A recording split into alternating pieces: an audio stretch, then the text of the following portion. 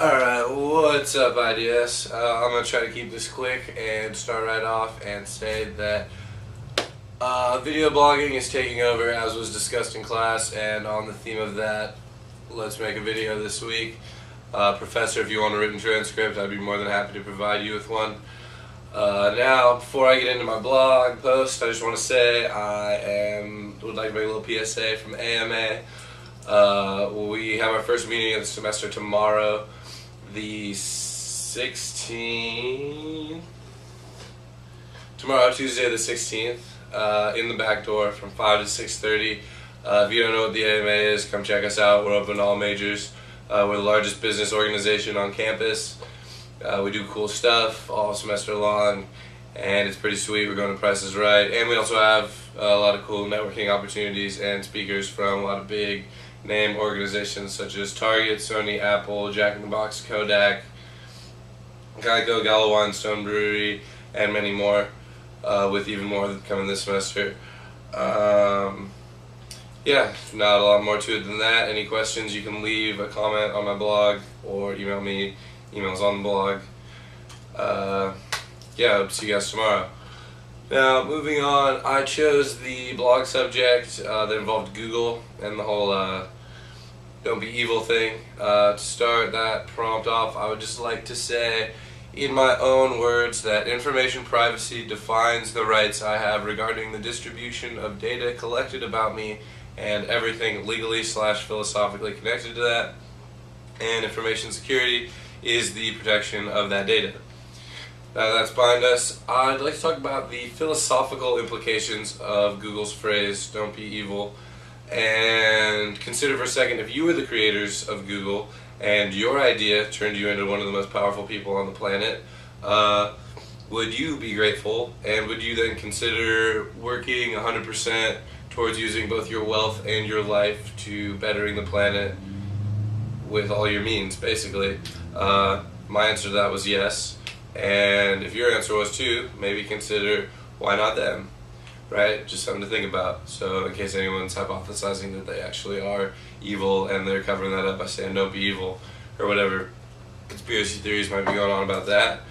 I just want to say that I feel comfortable with Google. If you want me to refer to the textbook, we got a bunch of laws going on, talking about how, like 4 laws, whatever, laws, about how my privacy needs to be protected, and etc., etc. Basically, they were made by a bunch of lawmakers older than me that really it's their job, their whole life, mission, career, whatever, is to make sure that average American citizens live chilling lives, and I trust them to do that. You want to refer to the lecture, let's talk about social engineering. Refer that back to Google's phrase, don't be evil, and think, is getting to know me just to steal my stuff, is that evil? You know, most people would say yes, so we can then assume that Google would be against that, and has demonstrated multiple times that they are. Like most of society, most of society is against that evil stuff, right? So if society and Google are working together to handle criminals, I'm comfortable with that. Really, I trust Google, man. They got everything about me, so yeah, I'm all in. Moving on, we got to consider Google, right? The Googleplex, Googledon, Googletron, whatever.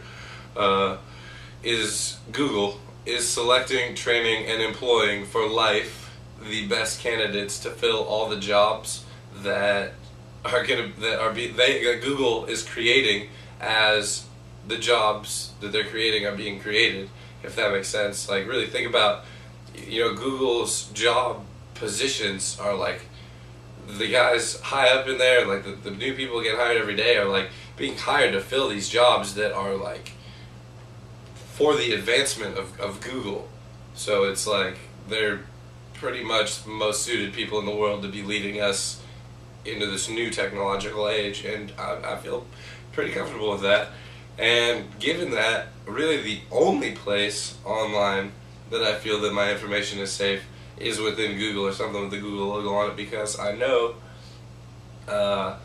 at the end of the day, if that gets cracked, which it probably never will, less likely than everything else on the internet as far as I'm concerned, I'm getting paid one way or another. I know I'm getting paid by Google, so that's chilling.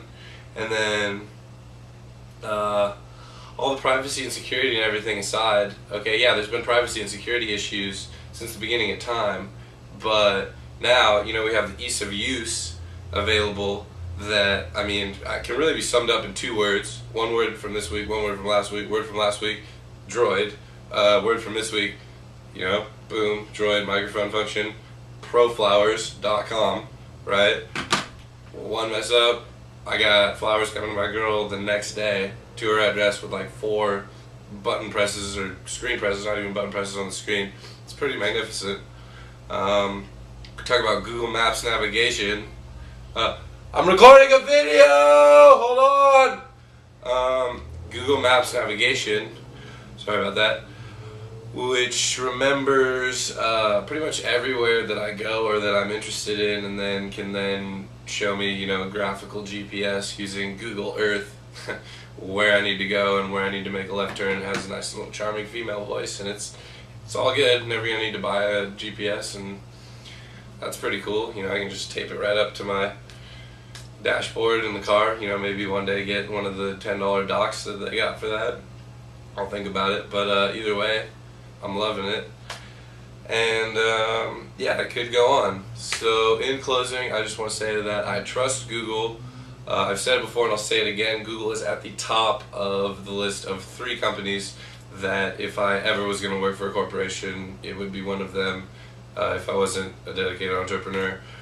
And I will see anyone interested in AMA tomorrow from 5 to 6:30 at the back door. That's about it. I'm late to class right now, so peace out.